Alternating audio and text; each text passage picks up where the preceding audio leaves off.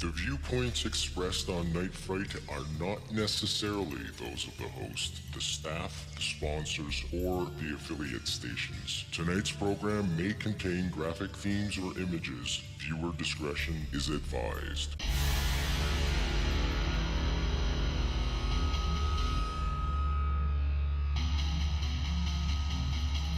There is a time for question. There is a time for answers. There is a time to challenge. There is a time to speculate. There is a time for change. There is a time for truth. The time is now.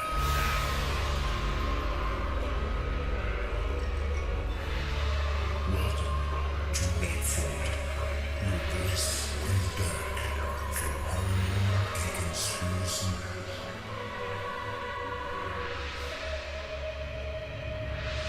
And now your host, Brent Holland.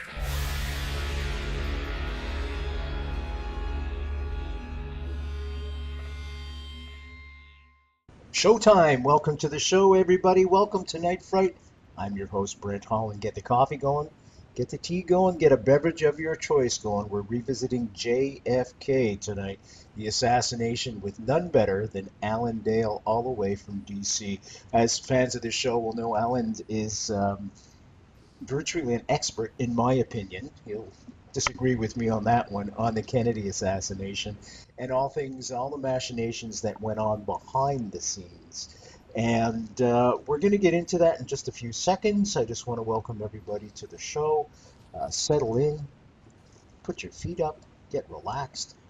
Night Fright, folks, we fly by the seat of our pants, and this is going to be one of those nights. Get ready for a great show.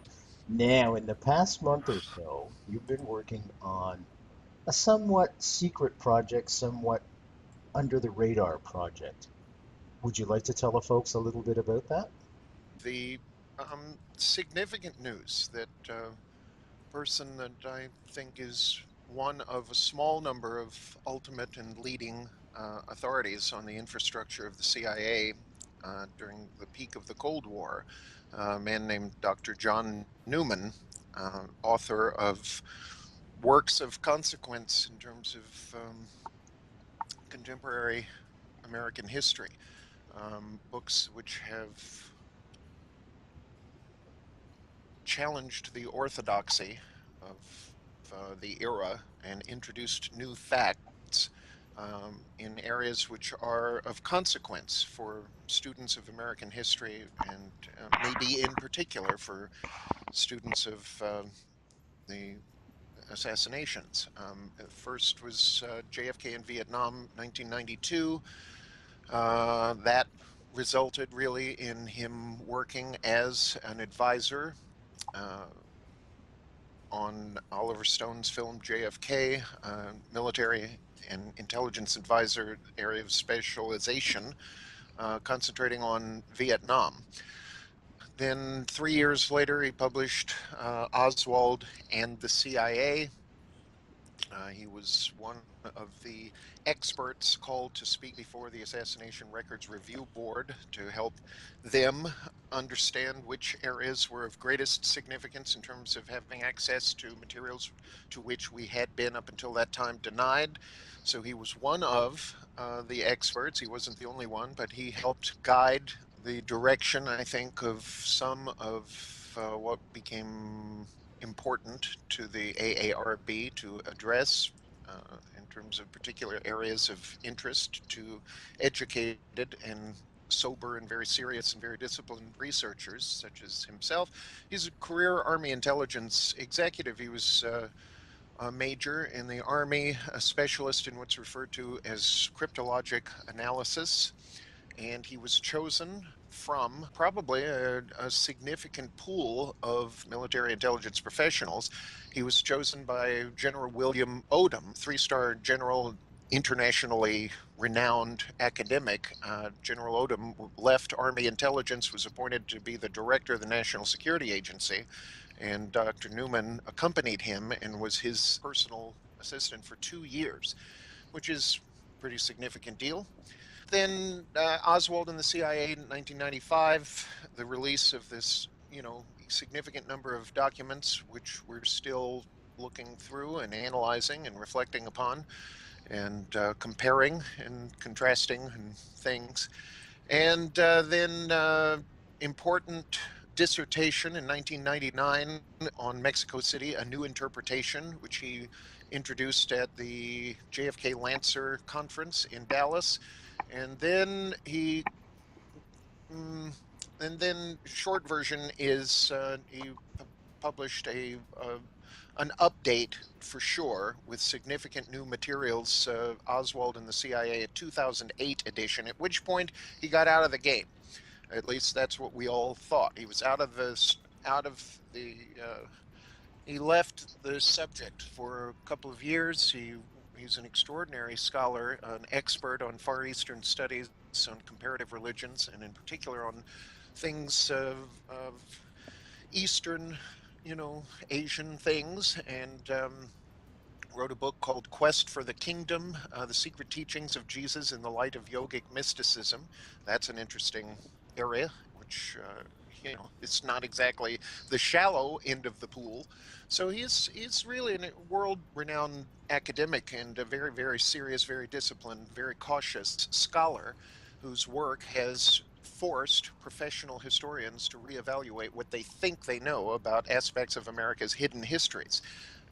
He's also the author of the brand new series, The Assassination of President Kennedy, Volume 1, Where Angels Tread Lightly.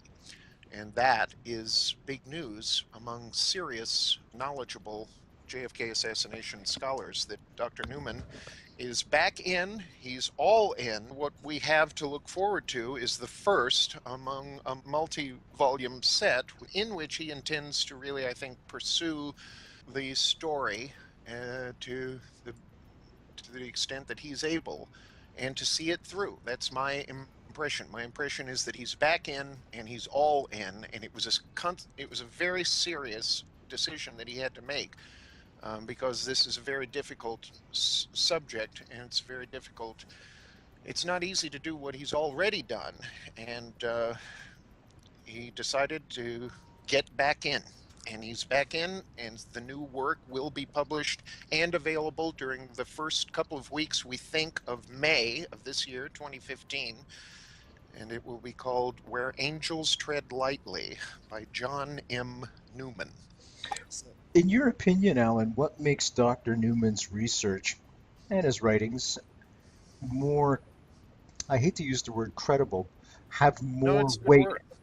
Okay, have more weight associated. It's very simply that he's the right guy for the job. And this is something that I've addressed. I've had a recent publication posting of a 2-hour interview with him, part 1. He's agreed to do succession of interviews with me so that we will be able to delve into the deeper aspects of his research on the case. Do you want to give your URL out for those? It's just all they have to do is search for JFK Lancer Conversations, plural, Conversations with Alan Dale. And there's a dedicated page with all the, these are free, no charge, people can click on something and listen to me having conversation, in-depth, one-on-one conversation with extraordinary scholars, journalists, professors, maybe the people that I think are most relevant in terms of guiding us along a path of discovery where we can feel that we're on solid ground, because these people and their actions and their experience and research, they have the authority. They're knowledgeable and cautious and disciplined, and they're not extremists, and they're not absurd.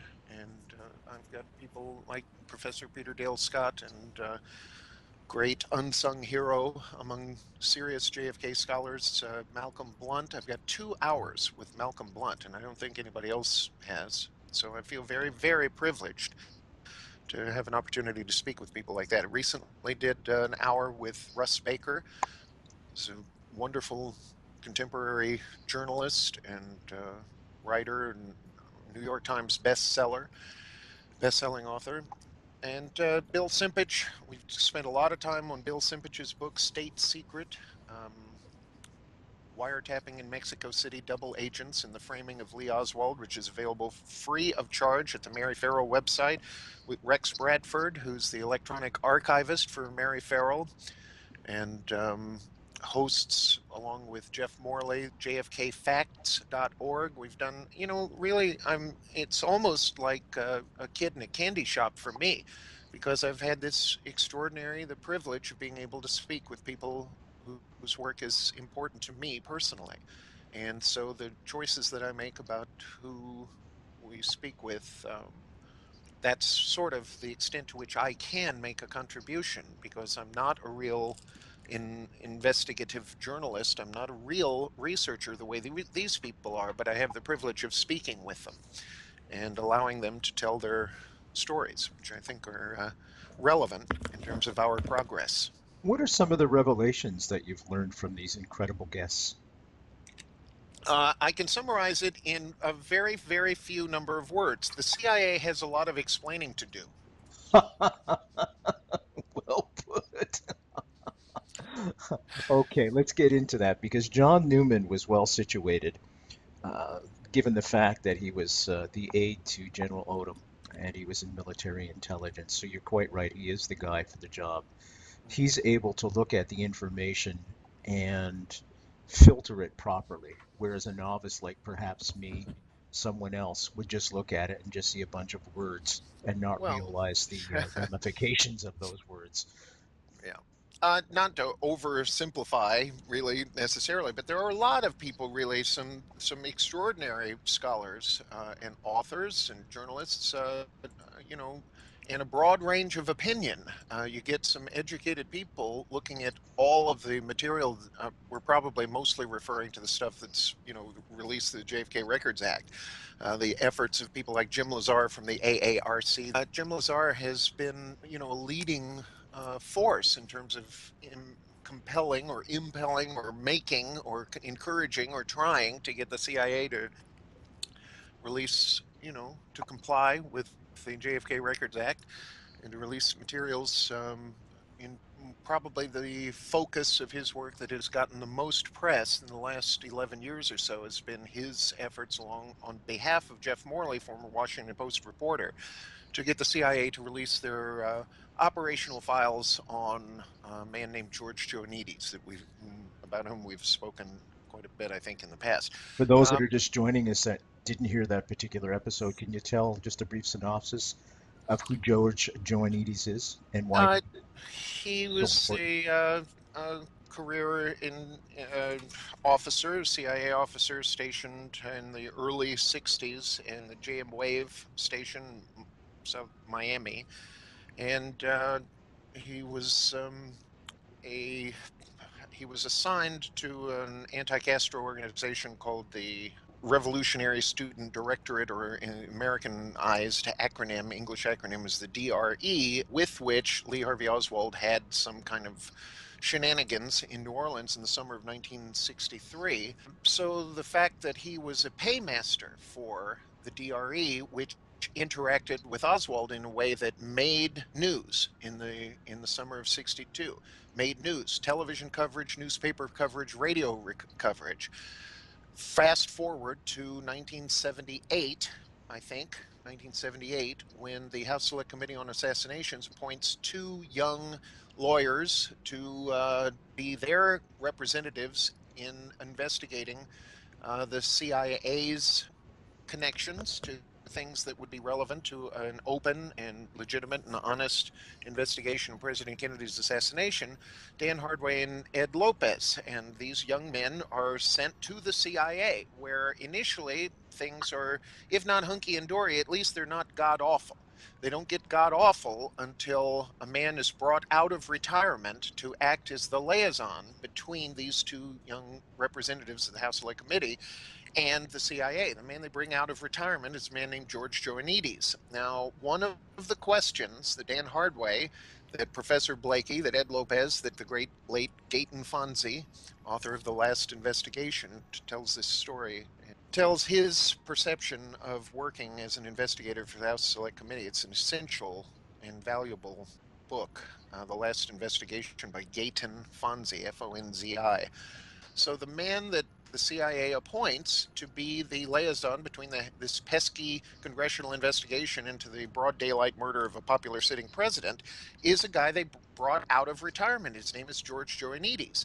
And so these investigators, acting on behalf of the committee with congressional authority, ask Mr. Joannides if he could help them find who was the CIA point of contact in the summer of 1963 into the fall of 63, relevant period, which includes Oswald's interaction with the DRE. Who was the CIA guy handling the DRE at the time and responsible for distribution of funds? And, you know, they would keep track. There would be records of how much money the CIA was giving them. All of that was authorized stuff. It wasn't off the books. It was authorized. So how hard can it be? Find out who was the CIA representative handling the CIA's relationship with the DRE, this anti-Castro group, based, at least that chapter, that part that was interacting with Oswald in New Orleans in the summer of 63, to which Mr. Joannides says, I'll look into that. And, you know, around 2001, 2002, something like that, our friend Jeff Morley, who's a brilliant guy and great writer, and very, very disciplined, very serious researcher, serious investigative journalist, he discovers in one of the documents the news. And it's news that has been absolutely electrifying in the JFK assassination research community because, among other things, it forced Professor G. Robert Blakey to significantly revise his attitude about the work that the House Select Committee conducted in cooperation with the CIA. I mean, he's sensitive to the implications that basically the CIA was running a domestic operation to obstruct a congressional investigation into the murder of a popular president. And they did so in the form of obstruction of justice. And the CIA insisting upon some kind of autonomy to protect themselves, to protect the agency, to prevent their records from falling into the hands of the representatives of the citizens of this country. So that's why the Joannides thing is important. But with regard to your original question about Dr. Newman, he's a career military intelligence professional with an area of expertise in the Asian area, and he's a cryptologic analyst. That means he's using that position to learn things about the assassination that only someone in that position could do. He's an academic, and so while he's doing these other things that have nothing whatsoever to do with researching JFK in Vietnam or Oswald in the CIA, it's not to suggest that because he's working for General Odom NSA from 88 to 1990 or whenever it was, that's, you know, relevant necessarily to the materials that he's accessed and stuff like that. What happened was he was researching for a PhD thesis and decided to do JFK in Vietnam because he was, you know, an historian. And that led almost inevitably to what he has described to me as him throwing the ball in the air, and then 3 years later catching the pass that he himself had made. And that's how a bridge was formed between sort of an inevitable bridge, I guess, between JFK in Vietnam and Oswald and the CIA, because what happened was we had all these new documents. The Oliver Stone film resulted in the release of an enormous amount of material that, like you said, not everybody would understand. So the point at which Jeff Morley contacts John Newman and says, hey, I found this lady. We were talking about this lady, Jane Roman. She's a senior desk officer inside the Special Investigations Group working for James Angleton in 1963. And in October of 63, she's signing off on inaccurate, misleading, information in response to routine inquiry. Would you come with me to talk to her? Because John Newman was one of the guys. He is one of the guys who understands how to look at these documents and how to read them like an intelligence professional. So by walking into Jane Roman's house, Jeff Morley was able to introduce one experienced intelligence professional to another. And that's how that extraordinary conversation, extraordinarily significant, underreported, moment on November 3rd, 1994, at Jane Roman's house, where, because Dr. Newman knew what to ask her, she ends up simply admitting that she's signing off on something she knows is not true, in response to routine inquiry from the Mexico City station 6 weeks prior to the assassination, questioning, what do we have on this guy Oswald, because there was just some weirdness at the Cuban consulate and the Soviet embassy the week earlier. So in response to that, Jane Roman sends back information that's outdated and misleading, and she knows it, but she's only doing what she's assigned by the executives above her, working in James Angleton's, little shop. And so what happens thereafter is a new chapter in terms of where we all are collectively, because it put us on solid ground where we'd never been before. It took us closer to something that's relevant to an ultimate understanding. It's not a solution, but it's a new place for us to pitch a tent and know that we're okay, we're on solid ground. Because he persists and he says, I'm not saying there has to be a sinister interpretation, but it's one thing if I say to you, you do not have a need to know. It's another thing if I say, here's some information which I know is misleading. So he says to Jane Roman, I was a senior desk officer working for James Angleton in 1963. And this is in October of 63, 6 weeks prior to the assassination. Just tell the folks who James Angleton is real quick. I Head don't bad think guy. Head bad I guy. Okay, fair enough. Let's move on. Yeah, I'll work on trying to summarize. So Angleton is, he's head of counterintelligence for the United States for 25 years, and he's That's an enough. unusual figure. Um, and that's a fact. He's an unusual kind of guy. So you've got this woman working for him. She's working for him, and the people that work around him in this, counterintelligence, and in particular, I think, in the Special Investigations Group, what's called CI-SIG. And she's handling this inquiry about Oswald. So Dr. Newman says, it's one thing if I say to you, you do not have a need to know. It's something else if I say, here's some information which I know is misleading.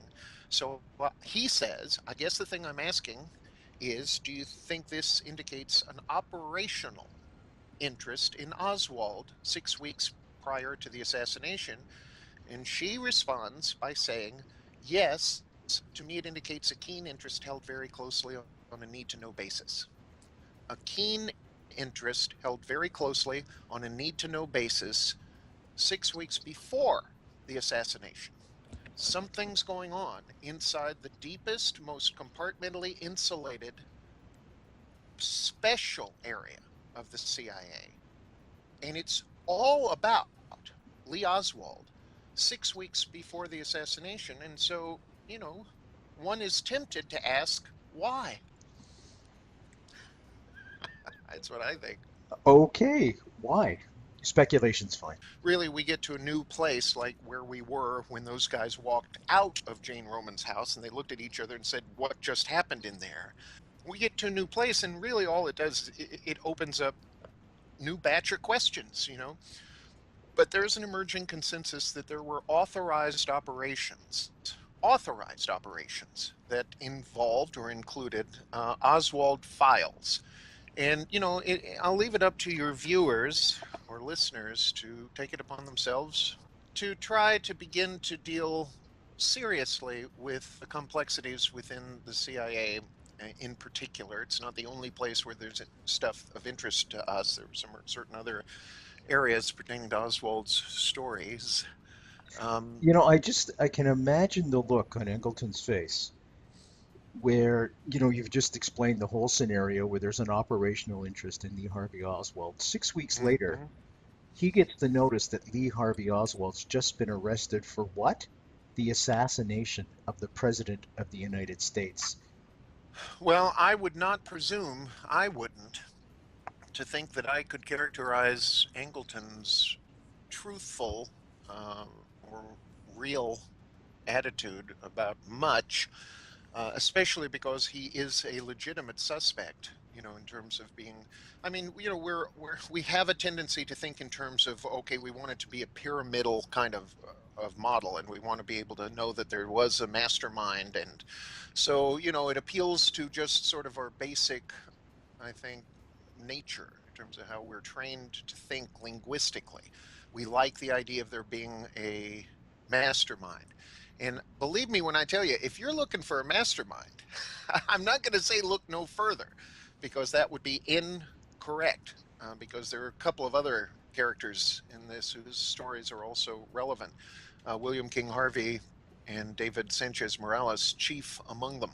Also But CIA, by the way, folks. yeah, but it comes out in a little bit here and there, and you got really smart people dealing with different areas, and then at some point, some of the material that is unearthed or exposed, you find connections to other work that's been done or is being done in other areas, that there are these points of contact.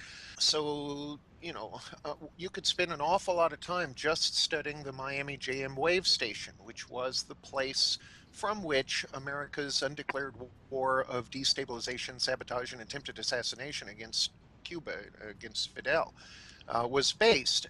You could spend a lot of time just dealing with that. You could spend a lot of time, as Jeff Morley has, on Mexico City, the Mexico City station. The chief there, Winston Scott, who died under, I think, very mysterious circumstances at a key moment when he was having a lot of disagreement with James Angleton and Richard Helms at CIA over materials relevant to Oswald being in Mexico City, but that's a deep thing. You could spend a lot of time on all these guys. There's a great book called Wilderness of Mirrors, and that was my introduction to the world of William King Harvey and James Angleton. And I highly recommend Wilderness of Mirrors by David C. Martin. There's also a lot of good work, really, really good work by a guy named Douglas Valentine, The Strength of the Wolf, talking about the Federal Bureau of Narcotics and the CIA and complexities involving international drug stuff. Stuff that's relevant. If anybody's familiar with the great and essential and invaluable work of Professor Peter Dale Scott, I feel like a lot of the people who are really doing a lot of the significant work right now, significant research, I feel like these are all the godchildren of, Professor Scott. That Professor Scott is the person who really kind of opened our eyes about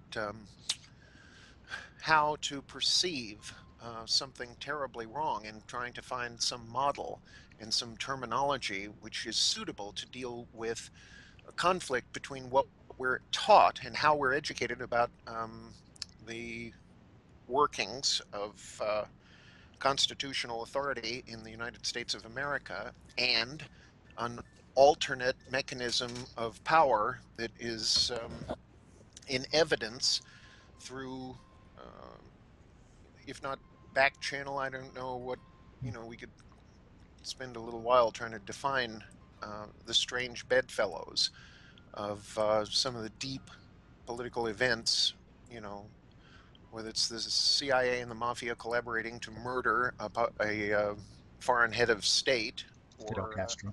yeah, or things that are sort of counterintuitive and are not covered in any way, shape, or form by the Constitution. Um, Or in the history books. uh, Yeah. Peter Dale Scott, by the way, folks, is Canadian, and oh, I had to get that in, Alan. he Come on. moved to California. You checked your weather up there lately? Okay. Anyway, Alan and I are best friends. This is the way we banter all the time. I always bug him about Canadian things all the time. well, I'm your best friend. Oh, Anywho, ouch! Get off the yeah, ground. Okay, get on the ground. Okay. So, anyways, he's an amazing, amazing researcher. He's one of the first researchers going all the way back to the 60s that smelled something wrong, and he took off with it, and he's done some incredible work.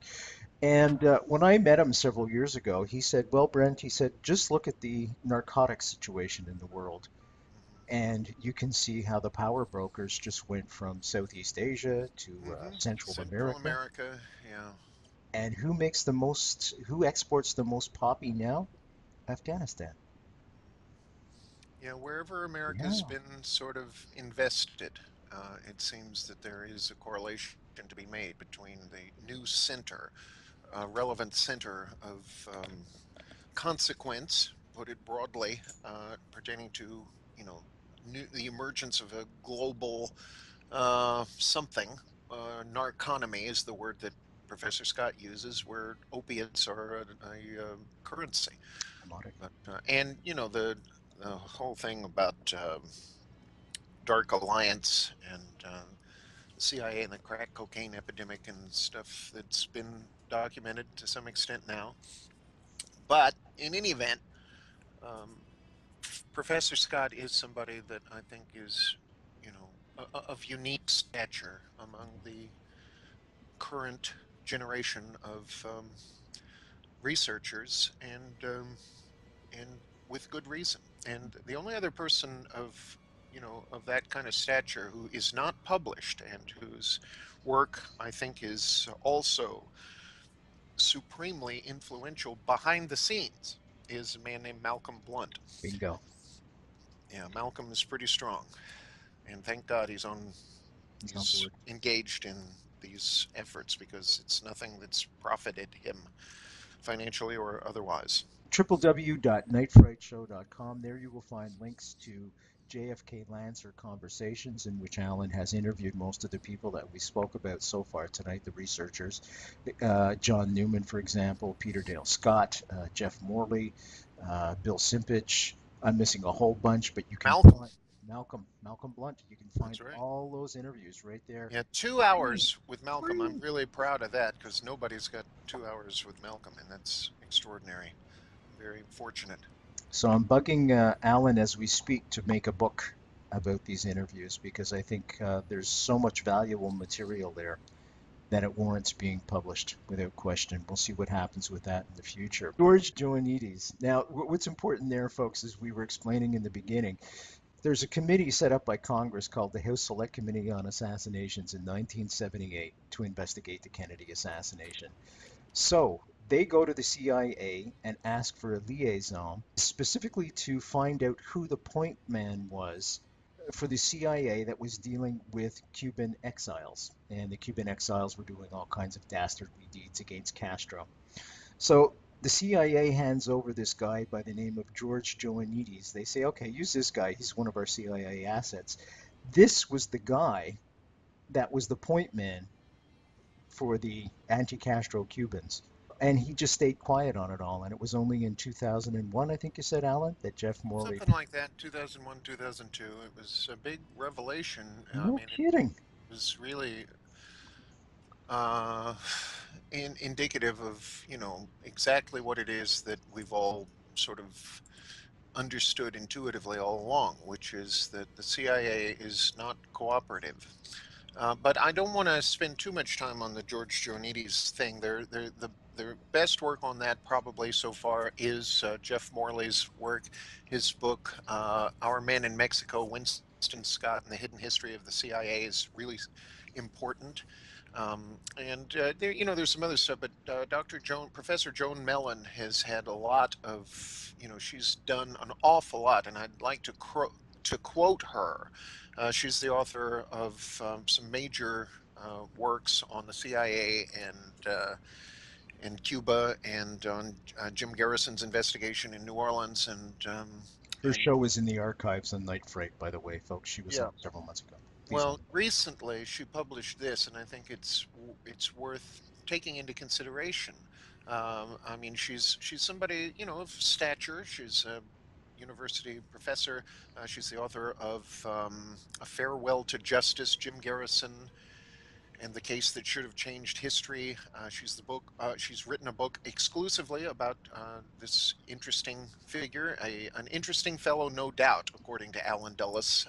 Our Man in Haiti, George de Mohrenschildt and the CIA in the Nightmare Republic, and a book that was recommended to me by Malcolm Blunt called The Great Game in Cuba, How the CIA Sabotaged Its Own Plot to Unseat Fidel Castro.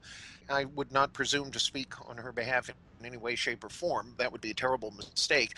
But I can quote her. She says, "It is inaccurate and a serious understatement to suggest that Joannides being placed with HSCA was the main way the CIA corrupted the House Select Committee on Assassinations. This view is false and an example of what CIA calls a limited hangout. Rather, CIA interference began on the day one of Robert Blakey's tenure as House Select Committee on Assassinations Counsel and was a daily intrusion.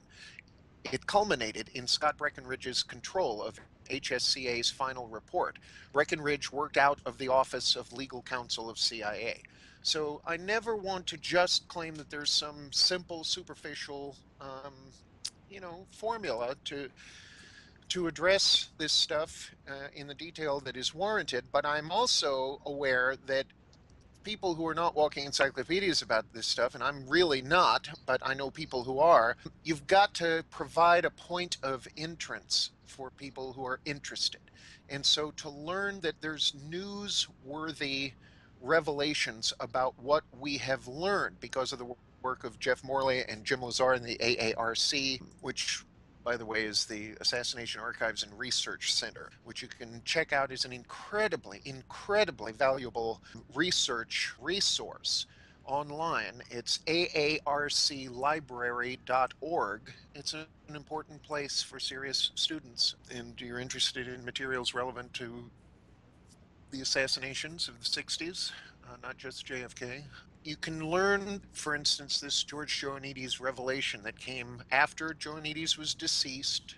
That's a relevant point right there, because when Professor Blakey learned what Jeff Morley had to say to him, he was so stunned, he was so disgusted that he said that if Blakey knew then what he learned within the last number of years, it would have been a very, very different story, because he would first have required that Joannides be interviewed by the AARC, testify, but he might have been charged with a felony. He might have been charged with contempt of Congress, or some kind of something, and it would have opened up new areas of inquiry if the authorities in the form of the House Select Committee on Assassinations had known what we now have well documented. And of course, even this remains an underreported story in terms of contemporary media, just like the revelation about what Jane Roman said, which is the name of an important documentation of that part of the story written by Jeff Morley. And it's an article you can find online, What Jane Roman, Roman, Said, by Jefferson Morley. Just speculation, but why did the CIA feel such a need to control the information that they were funneling in to the House Select Committee on Assassinations? Now, it's 1978. As far as I know, the information that the CIA, along with the mafia and some anti-Castro Cubans, were trying to kill Castro was already well known. Any idea why they would want to continue the charade of It's trying a to? good question, but honestly, I feel like it's almost impossible for me, and I know other people who do a much more effective job. It's almost impossible for me to address, because you always have to back up. And if you back up just from 1978, it's not too far. You don't have to back up too far to get to the era of Watergate and the period where some Cuban burglars, or at least, mostly Cuban burglars, are arrested acting on behalf, theoretically, of the White House, and that their connections to the CIA, the anti-Castro Cuban stuff, and all about what H.R. Haldeman, John Ehrlichman were discussing in terms of Nixon's cryptic indication that that whole thing was just a comedy of errors and shouldn't be looked into too deeply, because it could open up the whole Bay of Pigs thing, and how Richard Helms responded to that claim. And all of that, you have to go back to the period of the FBI versus the CIA, providing materials for the Warren Commission to judge, and how John Whitten was taken off of, the report that he had prepared on Oswald turned out to be absolutely and utterly useless, because it turned out that Angleton had quite a lot of relevant stuff about Oswald that John Whitten was not allowed to have access to.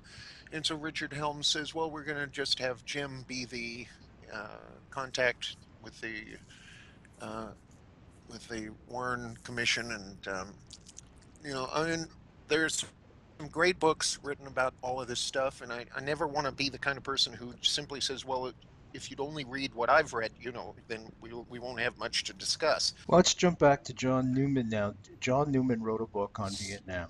That was his thesis. He was JFK in Vietnam, yeah. precisely. How big a part of the whole narrative of the assassination did Vietnam play? I don't think anybody can say with absolute certainty. I would say that there are reasonable questions that arise once you start to understand that there were opposing factions at work within the government of the United States during President Kennedy's administration. You're aware that I think 5 times during 1961 alone, Joint Chiefs, brought plans, contingency plans, maybe. I don't know if they were contingency or not, but there were certainly plans for a first nuclear strike against the Soviet Union by the end of 1963, because it turns out everything JFK thought he knew about the missile gap between the Soviets and the Americans during the 1960 campaign turned out to be jive. It was false. We had an overwhelming superior. Sometime I should tell you about a private party I played in Washington, D.C. in the late 90s, I think. Go ahead, do it now if you want. I'm not sure if it was in the late 90s or not, but it was sometime in the 90s. It might have been around 1997 or something like that. Honestly, I'm not positive. Could have been 95. Whenever it was an interesting scene. It was at the Smithsonian's Air and Space Museum on the Mall in DC, and it was a private party, and it was a party hosted by a guy named Ross Perot, and the people that he invited were all of the American and Soviet professionals who were responsible for America's space program and the Soviet Union space program. So I got to shake hands with Alexei Leonov, who was the first man to walk in space, who was shaped like a fire hydrant and had hands made out of iron. And I was talking, name dropping wise, I was speaking to Senator John Glenn, and it just so happened that that Alexei Leonov was standing next to us, and Senator Glenn said to me, "Do you know Alexei?" And I said, "No, I don't believe I've had the pleasure." So I shook hands with this little bald, guy made out of iron, shaped like a fire hydrant, and it's the first man to walk in space. And so this was an extraordinary thing. All the surviving cosmonauts, Yuri Gagarin's widow was there, I think, and all of the Mercury and Gemini and Apollo astronauts, and you never know who you're gonna meet if you're standing around talking to John Glenn. I guess that's the moral to that story. In any event, where were we? Do we know? It is possible to throw me off. I guess I threw myself off. By the way, Alan Dale, folks, is a professional musician. He's a drummer, and he was taught? I don't know, what's the word you want to use? By the best. Those guys were my mentors. I was too young to be a friend of Buddy Rich's, but he was tolerant of me. I knew him well for 10 years. I set up his drums about 50 times, and I traveled all over the country with Louis Belson, who was like my father. His wife, Pearl Bailey, was my Aunt Pearl, who made me the best fried chicken I've ever tasted, and was very funny, and I had a very privileged number of years in the company of wonderful people who were great musicians. Let's go back to John Newman, because this is a big revelation that he's back in. He's got a new book coming out, and I don't want you to give away any of the content of the new book. Is it going to stand the research community on its head when it comes out, do you think? I think what stands the research community on its head is that the right guy is up to his neck in the deepest end of the sort of research pool. It will establish the necessary, according to Dr. Newman, context for what I think he is characterizing in this way. And this is not a tagline, but it is something from the book, and I'll confide it. And the book's about to be published. There's one sentence in particular that is really registered with me. There is no darker story in our recent history than how the American struggle with Fidel Castro became entangled with the assassination of President Kennedy. And so, I think that now we're more than 50 years after the fact of Dallas, and and Dr. Newman has done more than anyone else. I mean, my position, very simply, and it's always possible, I have no idea what I'm talking about, but I believe that Dr. Newman has done more than any single individual to further the implications of some of the work that extraordinary and wonderful and valuable researchers like Gabe Fonzie and Dan Hardway and Ed Lopez did for the House Select Committee on trying to reveal and trying to explain, trying to understand CIA connections to Oswald prior to the assassination, obviously prior to the assassination. So Dr. Newman's work is important because it literally is peeling away some layers of the most covered or maybe covered up aspects of the thing, and a basic model that you and I spoke about a little bit in the company of people that I really love and admire, Larry Hancock and Bill Simpich, both of whom I think have some level of mastery in terms of understanding. Uh, they the idea really is that there were programs, or there was a policy at work, an operation or two or more, which was directed towards assassinating President Fidel Castro. And that, what I think Dr. Newman is really kind of indicating, what his research has indicated, and what he's developing upon, is that that was a big secret. It was a big secret, lots of secret aspects to every single element of America trying to assassinate Fidel Castro. And that if you wanted to hide stuff relevant to, assassinating the president, that would be a heck of a place to put it, because it's already the most secret thing in the Cold War. It is the inside the box of America's darkest and closely held secret during the Cold War, And so if you want to stick something that's even worse than that, and you need a good place to put it, that's probably a reasonable model. I can tell you that the back cover of Dr. Newman's book, Where Angels Tread Lightly, and the thing that's interesting and significant is that this is the assassination of President Kennedy, Volume 1. The title of Volume 1 is Where Angels Tread Lightly, which will be available in May. Check Amazon. But he's got a quote from Professor Peter Dale Scott on the back cover. It says, Where Angels Tread Lightly builds upon Newman's previous works, JFK in Vietnam and Oswald and the CIA. Newman puts the past histories, cryptonyms, and pseudonyms of CIA officers and operatives who became entangled in the plots to overthrow Castro under a powerful microscope. This work is essential reading for anyone interested in the dark operations that produced the false story that Castro was behind the Kennedy assassination. That's Peter Dale Scott, author of Depolitics and the Death of JFK, and the American Deep State, which is Professor Scott's superb, most recent publication. We're gonna have to start to wrap up. Okay. I was just going to say, I've learned that Professor Scott is indeed working on yet another work, so that's always good news. Those Canadians are busy beavers. Folks, we've been speaking with Alan Dale tonight, and he's been telling us about his work, his interviews with John Newman. Great interviews he's done, JFK and Lancer Conversations. Just Google it, you'll find them all there.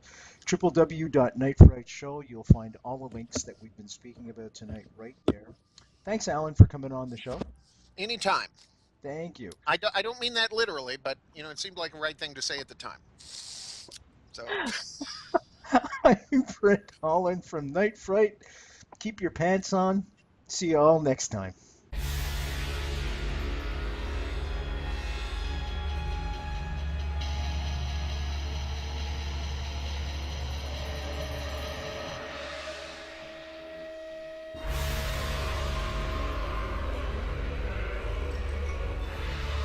You're listening to Night Fright and your host, Brent Holland. The time is now. voice in the dark for paranormal and conspiracy.